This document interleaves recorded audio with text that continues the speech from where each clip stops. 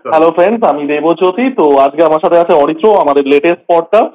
তো আমি আর অরিত্র ডিসকাস করছি আমাদের বাংলা সিনেমার টেস্ট যে খুব ভালো তা তো নয়, এবং অনেক সিনেমা আছে যেগুলো মানে অনেস্টলি হয়তো সিনেমাগত দিক দিয়ে খুব ভালো নয়, তাতেও মানে লোকে প্রচুর পরিমাণে সেলিব্রেট করছে, যেটা কাইন্ড অফ বাংলা সিনেমার দৈন দশাকেই আর কি হাইলাইট করে। 2024 সালেরই একাধিক বাংলা সিনেমা আছে যেগুলো হয়তো ততটা প্রশংসাও ডিজার্ভ করে না যতটা তারা পেয়েছে বা যতটা ফ্যানফেয়ার তারা পেয়েছে। অরিত্র, এই বিষয়ে তোমার কি বক্তব্য? হ্যাঁ, অফকোর্স এরকম কিছু ছবি আছে। অ্যাকচুয়ালি কি বলতো, মানে কিছুই পায় না তো, মানে দর্শকের এক্সপেকটেশন প্রচন্ড লো হয়ে গেছে। মানে আমার মনে হচ্ছে যখন প্রথম রিভিউ করতাম তখন আমি সবকিছুকে এক স্ট্যান্ডার্ডে রেখে বিচার করতাম। মানে একটা তামিল ফিল্ম দেখছি, একটা মালায়ালাম ছবি দেখছি, একটা বাংলা ছবি দেখছি, তখন দেখলাম আমি অডিয়েন্সের থেকে রেসপন্স পেতাম, আমি তো কমেন্ট পড়তাম, মানে এখনো পড়ি। বাট আমি দেখতাম যে একটা মানে ফিডব্যাক পাচ্ছি যে বাংলা ছবির মতো করে বিচার করো। তো তখন আমি বুঝতে পারলাম যে দর্শকের কিন্তু এক্সপেকটেশন খুবই কম। তাই জন্য তুমি দেখবে এখানে যে ছবিগুলো বিশাল চলেছে, হিট হয়েছে, সেগুলো কিন্তু গুণগত মান খুব একটা যে দারুণ আহামরি কিছু বা একদম পাথ ব্রেকিং কিছু হয়ে যাচ্ছে সেটা নয় একেবারে। তো সেইটা আমার মনে হয়েছে, তাই জন্য সেইভাবেই আমি মিটারটাকে সেট করে নিয়েছি যে আমি যখন বাংলা ছবির বিচার করব তখন একটা একটা আর কি গ্রেস মার্কিং দিয়ে দেবো সেইভাবে আর কি।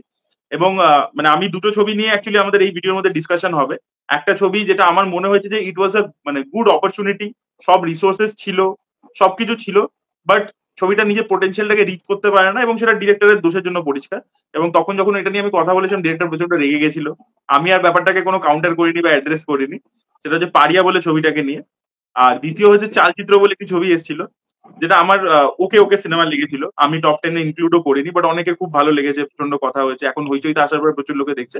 যেটা দেবজ্যোতির খুব একটা অতটা ভালো লাগেনি চালচিত্র ছবিটা। তো মূলত আমরা এই দুটো ছবি নিয়ে কথা বলবো, যেটা আমাদের মনে হয়েছে যে অডিয়েন্সের প্রচন্ড ভালো লেগেছে, বাট আমাদের কোথাও গিয়ে অতটা ভালো লাগেনি। তো সেটা নিয়ে মূলত আলোচনা আর কি এটা এখানে হবে। তো প্রথমে দেবজ্যোতি আমরা পারিয়া নিয়ে কথা বলি নাকি? হ্যাঁ, দেখো অরিত্র, পারিয়া তোমার পারিয়া কেমন আমার লেগেছে? পারিয়া দেখো, পারিয়া আমার মনে হয়েছে, পারিয়া কিন্তু আমার খুব খারাপ মনে হয়নি। আর পারিয়ার যেটা আমার মনে হয়েছে এবং যেটা প্রচুর বাংলা সিনেমার সমস্যা, সেটা হচ্ছে, এবং এটা নিয়ে আমি আর তুমি তো প্রচুর আলোচনা করি, সেটা হচ্ছে সাবটেক্সট হ্যামারিং। মানে আমি একটা গল্প, সেটা যে গল্পটা প্রমিস করছি সেটা না দেখে বা অডিয়েন্সকে একটা ভালো এক্সপিরিয়েন্স না দিয়ে আমার দৃষ্টিভঙ্গিগুলোকে বা আমার বিশ্বাসগুলোকে কোথাও হ্যামার করার একটা কিন্তু প্রবণতা আমরা দেখতে পাচ্ছি, যেটা কিন্তু ফিল্ম মেকিং নয়। একটা ফিল্ম মেকিং কি হবে, একটা ফিল্ম মেকিং সবাইকে ইনক্লুড করবে, তাই না? প্রত্যেকটা দৃষ্টিভঙ্গির মানুষের জন্য সমান জায়গা থাকবে। তুমি বড় বড় পরিচালকরা দেখো, তারা কিন্তু কোনো সময় বলছেন না যে একটা স্পেসিফিক আইডিওলজি বা একটা স্পেসিফিক মানে মতাদর্শ বা রাজনৈতিক যাই হোক, যে কোনো দৃষ্টিভঙ্গির মানুষ। সেটা কিন্তু আমার মনে হয় পারিয়াতে প্রবলেম আছে, কারণ পারিয়াতে মানে এই জিনিসগুলোকে তোমাকে বিশ্বাস করতে হবে, এটার কিন্তু একটা হ্যামারিং এর প্রবণতা আছে। তোমার কি মনে হচ্ছে? হ্যাঁ, 100%। এবং ওই বক্তব্যটা বলতে কি, মানে ডিরেক্টর একটা মানে director animal lover, no problem. ছবি তুমি সেটা নিয়েই বানাচ্ছ, তোমাকে মেসেজিংটাকে মানে কখনো সাবটেক্সটটা টেক্সটকে ওভার পাওয়ার করে যাচ্ছে এই জিনিসটা যেন না হয়। সেখানেই কিন্তু ছবি ফেল হয়ে যায় বেশিরভাগ ক্ষেত্রে। এবং ছবিটা যে ড্র্যাগড হয়ে গেছে তার একটা কারণ কিন্তু এটা। এবং তুমি দেখবে কিছু জায়গায় ক্যারেক্টারসরা দাঁড়িয়ে থেকে মানে দাঁড়িয়ে দাঁড়িয়ে বলছে বক্তব্য, মানে ডিরেক্টর নিজের বক্তব্যটাকে ইনফরমেশন ডায়লগের মতো করে নয়, ইনফরমেশনের মতো করে ক্যারেক্টার গুলো বলছে। মানে তুমি দেখবে ভিলেনের যে আইডিওলজি আছে সেইটাও লাস্টে বিক্রমকে বলছে পুরো, মানে দাঁড়িয়ে দাঁড়িয়ে দাঁড়িয়ে যদি পুরো ডায়লগ ওই বলছে স্ক্রিন সেখানে। প্লেতে অর্গানিক্যালি ইনক্লুড হচ্ছে না। স্ক্রিন এক্স্যাক্টলি, প্লেতে মানে তার তার কাজকর্মতে বিভিন্ন এতে মানে ডায়লগেও বলতে পারে, কিন্তু তার কাজকর্মতে জিনিসটা রিফ্লেক্ট হতে হতে যাবে। মানে এরকম নয় যে একটা সিন আমি আলাদা করে রেখেছি যেখানে আমি একটা বক্তব্য রাখি। ঠিক আছে, তো দ্যাট বিকেম টু মাচ। এটা সব থেকে প্রথম প্রবলেম যেটা তুমি বললে। আর সেকেন্ড আমার মনে হচ্ছে না ছবিটার মধ্যে মানে ছবিটা একটা এক্সট্রা অর্ডিনারি ছবিতে কনভার্ট হতে পারতো। অ্যাকচুয়ালি বলছি না, সব রিসোর্সেস ছিল ছবিটার মধ্যে। মানে it can become a vigil, মানে it is a superhero origin film actually. ঠিক আছে, হুম হুম ভিজিল্যান্টে হুম সুপার হিরো একটা, এবং খুব ভালো। এবং তুমি দেখবে বিক্রমের ক্যারেক্টারটা ভিজিল্যান্টেতে ট্রান্সফর্ম হয় অ্যাট দ্য ইন্টারভেল পয়েন্ট, যেখানে ওই ডগ মাস্কটা পরে মারতে শুরু করে, সেটা কিন্তু ইন্টারভেল পয়েন্টে হয়। তার মানে ফার্স্ট হাফটা পুরো তোমার রয়েছে। বাট ফার্স্ট হাফের উচিতটা কি ছিল, যে এই যে প্রোটাগনিস্ট যে একদম চুপচাপ কথা থাকে, কোনো কথা বলে না, তার একটা কোনো পাস্ট রয়েছে যেটা তাকে হন্ট করে বেড়াচ্ছে, এরকম তো আমরা ক্যারেক্টারটাকে দেখতে পাচ্ছি। এবার তার যে এই যে কুকুরটার জন্য, কুকুরটার সাথে একটা বন্ডিং তৈরি হচ্ছে, যার জন্য এই কোয়েস্টে বেরিয়ে পড়ছে, এই এত বড় একটা গ্যাং এর সাথে মানে ভিড়ে যাচ্ছে, এটার জন্য একটা ইমোশনাল ডেভেলপমেন্ট দরকার ছিল। হুম। সেটা কিন্তু নেই। মানে ওই মানে বাচ্চা কুকুরটাকে ওর সাথে মানে দুটো কি একটা সিন আছে, যেটা কিন্তু প্রপারলি কোনো ইমোশনাল মানে হেভি সিন কানেক্ট নয়। দিতে পারে না, কানেক্ট দিতে পারে অ্যাকচুয়ালি না। ছবিটার প্রথম আধ ঘন্টাটা, এই যে 777 চার্লি বলে যে ছবিটা ছিল, তুমি দেখবে ওটাতেও রক্ষিত শেট্টিকে যে দেখাচ্ছে, রক্ষিত শেট্টির ক্যারেক্টারটা কিরকম, যে অ্যালকোহলিক, ঠিক আছে, যারা কাজ করে, অ্যালকোহল খায়, পড়ে থাকে, ওর একটা পাস্ট ট্রমা রয়েছে, এরকম আমরা দেখতে পাচ্ছি। এবার তারপরে চার্লি ওর জীবনে আসছে এবং ধীরে ধীরে ও চার্লির সাথে একটা বন্ডিং তৈরি হচ্ছে এবং ওর জন্য এর জীবনে কিছু পরিবর্তন আসছে। এক্স্যাক্টলি, সেইটা healing factor, healing exactly factor. তবে তো তোমার বন্ডিংটা হবে। বা যদি তুমি ওইভাবে নাও দেখাতে চাও, মানে 777 চার্লিতে তো প্রথম হাফটা পুরোটাই ওটার উপর দিয়েছে, ইনভেস্ট করেছে। তারপরে কোয়েস্টটাতে দেখিয়েছে যে ওরা একটা অ্যাডভেঞ্চারে বেরোচ্ছে, চার্লির শরীর খারাপ আছে, তারপরে একটা আর কি ওই যে ধর্মরাজ যুধিষ্ঠির ওই যে ব্যাপারটা একটা ছিল যেটা আমাদের মাইথোলজিতে, সেই দিকে চলে যাচ্ছে। তো এখানেও কিন্তু হুম 777 চার্লির মধ্যে একটা ডেভেলপমেন্ট দরকার ছিল, ওদের মধ্যে বন্ডিংটা। বা যদি তুমি ওই দিকে নাও যাও, মানে কুকুরটা একটা ইমোশনাল অ্যাঙ্কার হতে হবে। মানে ফর এক্সাম্পল জন উইক, যেটার ইন্সপিরেশন এই ছবিটার মধ্যে অ্যাকচুয়ালিতে আছে, লাস্টের সিনটাতে ট্রিবিউটও দিয়েছে জন উইককে। সেখানে দেখবে জন উইকেও কিন্তু মানে কুকুরটাকে যে মেরে দিয়েছে, ওটা কি ওর বউয়ের স্মৃতি। বউ মারা যাওয়ার আগে ওই কুকুরটা ওকে দিয়েছিল, তো সেইখানে বউয়ের সাথে একটা কানেকশন জড়িয়ে রয়েছে। তো that is a emotional trigger point of the film. আমরা দেখতে পাচ্ছি ওখানে যে জন উইক এখন মানে কিয়ানো রিভস প্রথম দিকে তো এটা ইমোশনাল ভাবে মানে একটা ব্রোকেন ডাউন ম্যান, ওই কুকুরটাই একটা স্মৃতি বউয়ের। তো তাকে যখন মেরে দিচ্ছে আর ওর গাড়িটা ভেঙে দিচ্ছে, সেখান থেকে মানে গাড়িটা নিয়ে চলে যাচ্ছে হোয়াট এভার, সেখান থেকে আর কি ওর ট্রিগারটা হচ্ছে। তো ওই ট্রিগারিং পয়েন্টটা তো তোমাকে ডেভেলপ করতে হবে না? সেইটা আমার মনে হচ্ছে যে প্রথম হাফে এতগুলো ক্যারেক্টার নিয়ে আসছে, তাদেরকে দিয়ে বিভিন্ন রকম বক্তব্য এই হ্যান ত্যান করতে গিয়ে ওই যে ইমোশনাল অ্যাঙ্কারটা মিস হয়ে গেছে। তোমার কি মনে হয়েছে হুম ইমোশনাল অ্যাঙ্কারটার ব্যাপারে? আমার মনে হয়েছে যে যেটা তুমিও বললে যে ইমোশনটা বিল্ড হয়নি, ইমোশনটা একদমই বিল্ড হয়নি। এবং এই জন্য দেখো, তোমার তো একটা ক্যাথারসিস পয়েন্ট লাগবে। আমরা দেখতে পাচ্ছি যে কারোর সাথে, এই মানুষটার সাথে এই মানুষটা খুব ডিপলি ইনভলভ। তো সেই মানুষটাই আমরা যদি কিয়ানো রিভসের এক্সাম্পলটাও নিই, সেটা তার স্মৃতি ছিল। যখন কুকুরটাকে মারা হচ্ছে, সেটা একটা ট্রিগার পয়েন্ট হচ্ছে। এবং যখন হত্যাটা সে রিভেঞ্জটা নিচ্ছে, দিস ইজ দ্য ক্যাথারসিস। তো এখানে ওই জিনিসটা নেই। এবং এখানে অরিত্র অনেকগুলো সিনেমার কথা বললাম, আমি আরো একটা সিনেমার কথা বলবো। সেটা হচ্ছে আলফা সিনেমাটা। আপনারা যদি না দেখে থাকেন দেখতে পারেন, খুব সুইট একটা সিনেমা। এটা হচ্ছে একটা ইন্ডিজিনাস রেড ইন্ডিয়ান একজন ছেলে, মানে আমরা যেটাকে রেড ইন্ডিয়ান বলি, আমেরিকান নেটিভ, আর আর একটা কুকুরের একটা জার্নি। আর খুব সুন্দর সিনেমা, ওই সিনেমাটাও দেখতে পারেন। তো হ্যাঁ, মানে পারিয়া সিনেমাটা আমার যেটা মনে হয়েছিল, মাল মশলা তো অনেক ছিল, বাট ওই যেটা প্রথমত তো সাবটেক্সট হ্যামারিং, দ্বিতীয়ত ইমোশনটা কানেক্ট করেনি, আর থার্ড সিনেমাটা মানে এডিটিং ওয়াইজ ভালো নয়। মানে সিনেমাটা অনেক জায়গায় ট্র্যাক করে, অনেক জায়গায় প্রচুর ট্র্যাক করে। আর আরেকটা ইভেন প্রবলেম হয়ে গেছে, তোমার ট্রিটমেন্টটা কি হবে, এটা তোমাকে প্রথম সিন থেকে ডিসাইড করে নিতে হবে। তুমি কি এটা পুরো out and out full blown commercial ছবি বানাতে চাইছো, নাকি তুমি একটা আর্টি ছবি বানাতে চাইছো?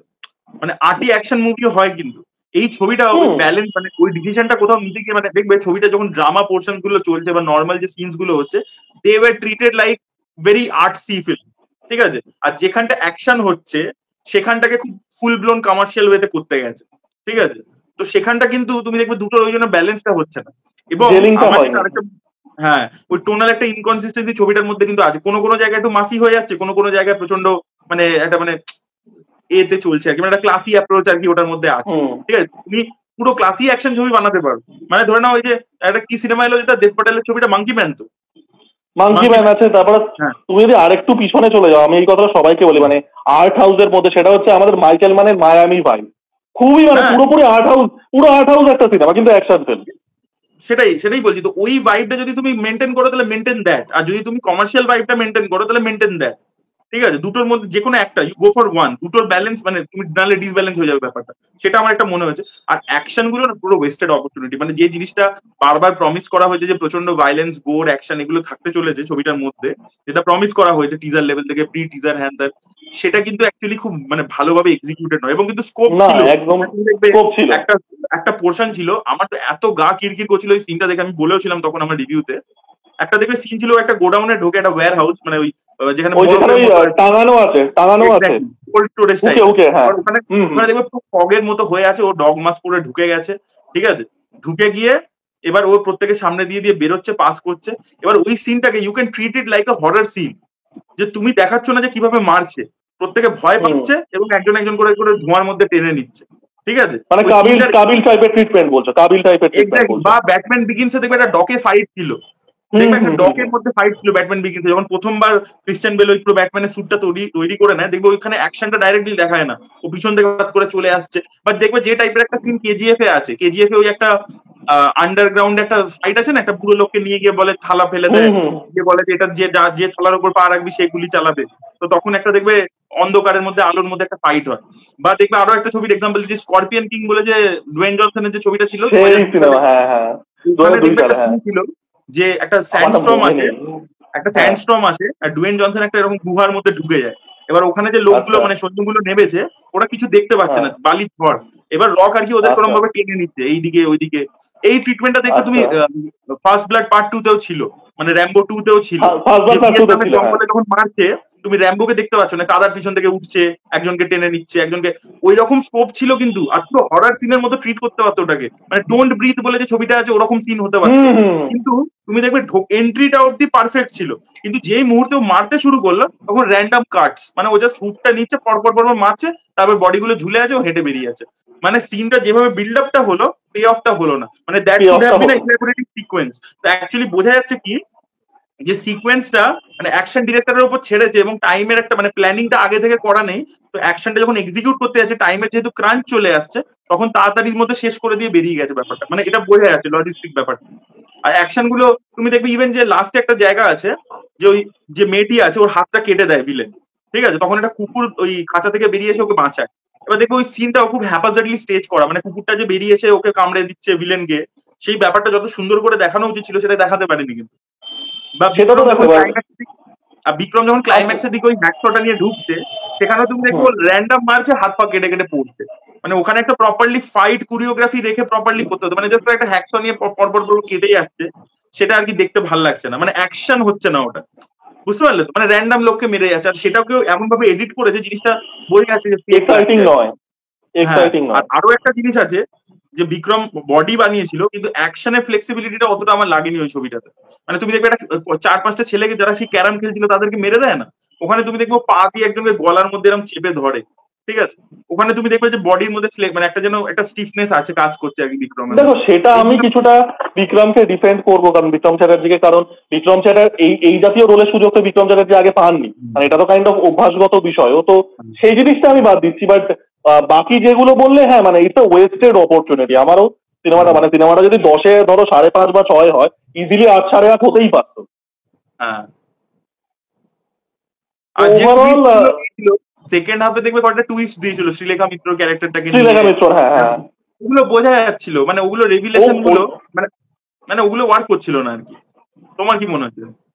আমার মনে হচ্ছে যে টুইস্ট গুলো অতটা ওয়ার্ক করেনি, এবং অনেস্টলি স্পিকিং যে ডাইরেক্টর, তার লাস্ট যে সিনেমাটা ছিল সেটাও যে আমি বলবো না দারুণ কিছু সিনেমা, ভটভটি, বাট ভটভটির থেকে আমি বলবো স্টেপ ডাউন পারিয়া। হুম। আমি বলবো ভটভটি ওয়াজ আ বেটার ফিল্ম। ভটভটিতেও ভটভটিতেও আমার সমস্যা লেগেছিল। আর পারিয়া আমার, যেটা তুমি বললে ওয়েস্টেড অপরচুনিটি, ইমোশনটা অতটা ওয়ার্ক করেনি। আর মানে যেটা প্রমিস করেছিল ওটা তো ডেলিভার।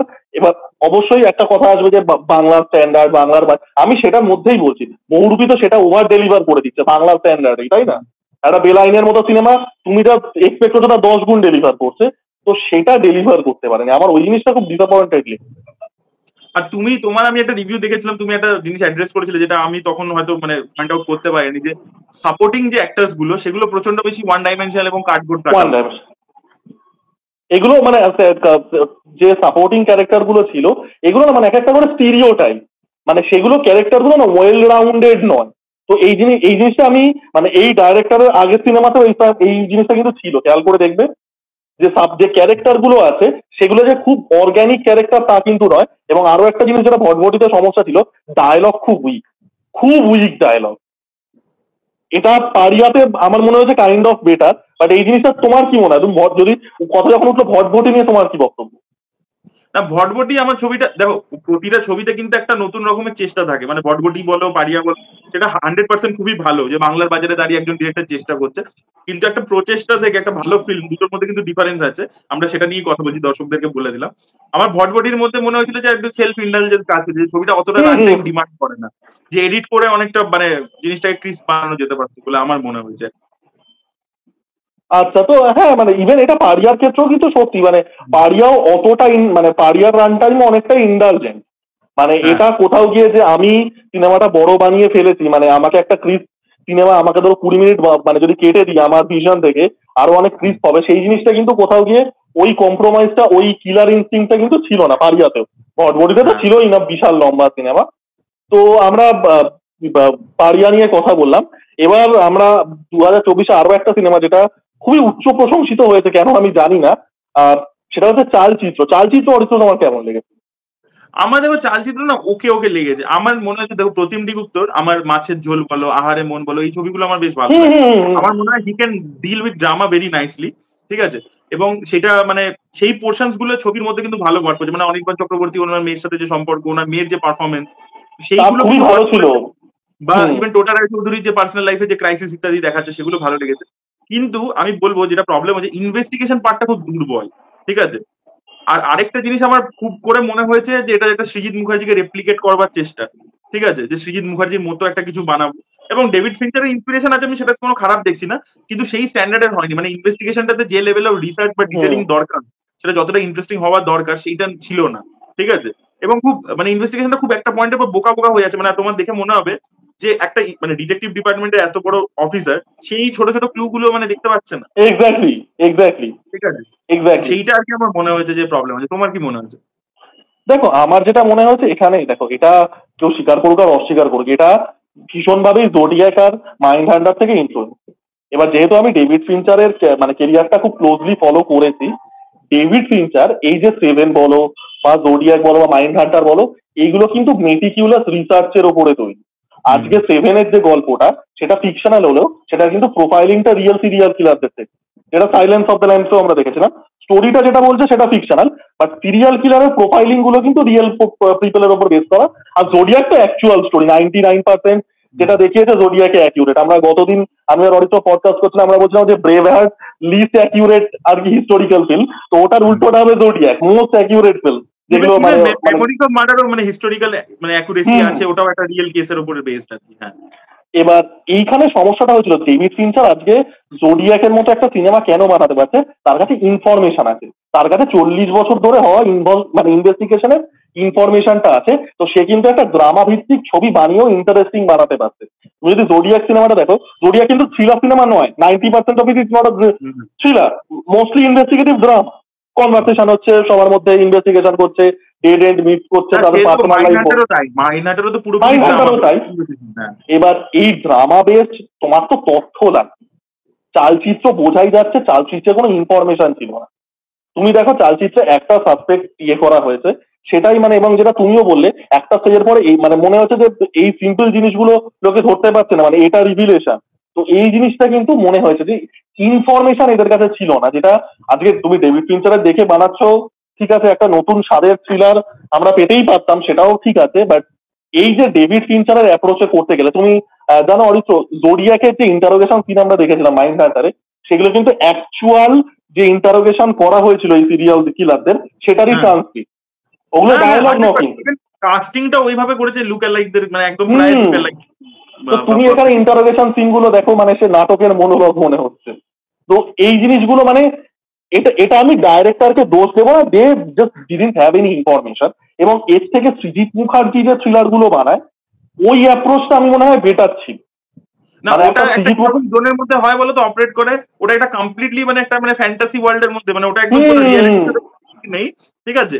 একদম পুরো ফ্যান্টাসি এবং ক্যারেক্টার গুলো ওভার দ্য টপ, ঠিক আছে। ওটার মধ্যে একটা হিউমার ইনফিউজ করে দেয়, ঠিক আছে, একটা মানে এ থাকে, যেটা এখানেও করার চেষ্টা করা হয়েছে। যেটা বললাম যে সৃজিত মুখার্জির একটা টাচ রয়েছে, সৃজিত মুখার্জি থেকেও ইন্সপিরেশন রয়েছে অ্যাকচুয়ালি এটার মধ্যে, যে ওই ধরনের ডায়লগ, ওই ধরনের একটা মানে ব্যান্ডার ক্রিয়েট করা, বাডি কপ এলিমেন্টটা নিয়ে আসা, সেগুলো করবার চেষ্টা করা হয়েছে। বাট সৃজিত মুখার্জি ব্যাপারটাকে এন্টারটেনিং মানে, দেখো রিয়েল ইনসিডেন্টের উপর যে বেস হতেই হবে সেটা কোনো মানে নেই, but the investigation should be interesting, clues গুলো ইন্টারেস্টিং হতে হবে। এই মানে কপসদের মধ্যে যে কেমিস্ট্রিটা সেটা ওয়ার্ক করতে হবে। এই যে তুমি দেখবে মেমোরিজ অফ মার্ডারের কথা বলছি, বা আমরা জোডিয়াকের কথা বলছি, বা সেভেনের কথা বলছি, তুমি দেখবে পুলিশদের মধ্যে যে নিজেদের মধ্যে যে কেমিস্ট্রিটা মারাত্মক ভাবে ওয়ার্ক করে। বা যে কোনো তুমি বা ইভেন তুমি সেই মেল গিবসনের লিথল ওয়েপন্স দেখে নাও, আর তুমি রাশ আওয়ার দেখে নাও, আর তুমি যে ছবি দেখে নাও, মানে the chemistry between the cop should work. সেটা কোথাও গিয়ে আমার মনে হচ্ছে অতটা মানে ঠিক আছে, কিন্তু যে ওই নেক্সট লেভেলে মানে যে লেভেলে প্রশংসা হচ্ছে সেই লেভেলে আর কি মানে ব্যাপারটা হয়নি আর কি। না না না, একদমই হয়নি। আর সিনেমাটার মধ্যে কিছু লজিক গ্যাপ তো আছে, মানে তুমি যদি দেখো জোডিয়াক কিলিং হচ্ছে একটা নর্থ ক্যালিফোর্নিয়া রিজিয়ানে, যেটা একটা 30,000 বর্গ কিলোমিটারের এরিয়া, সেখানে 5 বছরের জোডিয়াক 5টা খুন করছে, 37টা ক্লেম করেছিল, বা যাই হোক আমি বাদ দিচ্ছি। এখানে কলকাতা শহরে 15টা খুন 2011 সালে হয়ে যাচ্ছে। মানে এইগুলো কোথাও গিয়ে আমার মনে হয়েছে একটু তো, মানে যেহেতু আমি এই জাতীয় সিনেমা দেখে এসেছি এবং হয়তো আমার কাছে জিনিসগুলো বেশি চোখে পড়েছে, কারণ যেহেতু আমি ফিঞ্চারের কেরিয়ারটা এত ক্লোজলি ফলো করেছি, তো আমার ক্ষেত্রে কিছু মানে বেশ কয়েক জায়গায় কিন্তু লজিক গ্যাপও লেগেছে। আর হানি ট্র্যাপের পার্টটা পুরো বোকা বোকা ছিল। আর না, ওই আরো যে একটা হানি ব্যাপার আছে, তুমি দেখবে আরেকটা ব্যাপার হচ্ছে কি, যে যদি অপূর্ব মানে তুমি দেখবে সিনেমার ফার্স্ট হাফটা অ্যাকচুয়ালি মানে মানে হু ডানিটের ব্যাপারে যাচ্ছে, যে ওকে আমরা we don't know the killer, মানে ওকে দেখাচ্ছে না কিলারটাকে, ইভেন অনির্বাণ চক্রবর্তীকে মারা সিনটাতেও দেখাচ্ছে না। এবার আমার কথা হচ্ছে, কিন্তু তুমি তো ট্রেলারে তাকে রিভিল করে বসে আছো, পোস্টারে তাকে রিভিল করে হুম। বসে আছো, তাহলে মানে ইউ আর মানে ফলোইং ওয়ান অ্যাপ্রোচ, বাট তোমার সিনে মানে প্রমোশনাল মেটেরিয়ালে তুমি রিভিল করে বসে আছো, তাই না? তাহলে মানে করা উচিত তাহলে ছিল তোমার তুমি ফার্স্ট সিনে অপূর্বকে দেখিয়ে দাও, তারপরে দেখিয়ে দাও, ফ্ল্যাশব্যাকে যাও। তারপরে এক্স্যাক্টলি। ফ্ল্যাশব্যাকে যাও, সেটাও তো করা অপূর্বকে হয়নি। দেখিয়ে দাও, না অপূর্বকে দেখিয়ে দাও, আর এখানে তুমি পুলিশদেরকে দেখাও, এবার ওদের দুজনের মধ্যে ক্যাট অ্যান্ড মাউস কেস চলছে, মানে তুমি যদি দেখিয়েই থাকো ওকে প্রমোশনাল মেটেরিয়ালে, you should design like this. মানে এটা সেটা কিরকম হয়েছে মানে বলো তো, যে ছবিটা আগে লেখা হয়েছে, পরে কাস্টিং হয়েছে, তারপরে মনে হচ্ছে আচ্ছা অপূর্ব পপুলার, তাহলে ওকে চলো রেখেই দিই। বুঝতে পারলে আচ্ছা ব্যাপারটা মানে ওরকম হয়। আচ্ছা মানে সেটা বিজনেস অ্যাসপেক্টটা তো আমি অতটা জানি না। বাট হ্যাঁ মানে এটা তো সিনেম্যাটিক একটা ফ্ল অবশ্যই। মানে তুমি যেখানে পুরো প্রমোশনাল মেটেরিয়ালে কিলারকে দেখিয়ে দিয়ে তারপরে ফার্স্ট হাফটা হুড হানি ফরম্যাট ফলো করছো, তারপরে সেকেন্ড হাফের মাঝামাঝিতে গিয়ে ধরছো, মানে এটা মানে বোকা বোকা ছিল। তো ওভারঅল আমাদের খুব ভালো সিনেমাটা লাগেনি। এবং আপনাদের এই দুটো সিনেমা কেমন লেগেছে জানাবেন মানে। এবং আর কোন সিনেমা আপনাদের মনে হয়েছে আন্ডার অ্যাপ্রিসিয়েটেড। এবং আজকে আমরা একটা ধরুন ওভার রেটেড সিনেমা নিয়ে আলোচনা করলাম, হয়তো পরের দিন আমরা একটা আন্ডার অ্যাপ্রিসিয়েটেড কিছু সিনেমা যেগুলো অনেক বেশি কথা বলা উচিত সেগুলো নিয়ে কথা বলবো। তো আপনাদের মানে কোন সিনেমাগুলো মনে হয়েছে যে দিস ফিল্মটা রেটেড ভেরি হাইলি বাট অতটা ভালো নয়, এবং উল্টোটাও যে সিনেমাগুলো হয়তো অতটা আলোচনা হয়নি কিন্তু খুব ভালো, তো সেগুলো জানাবেন। Thank you. Thank you.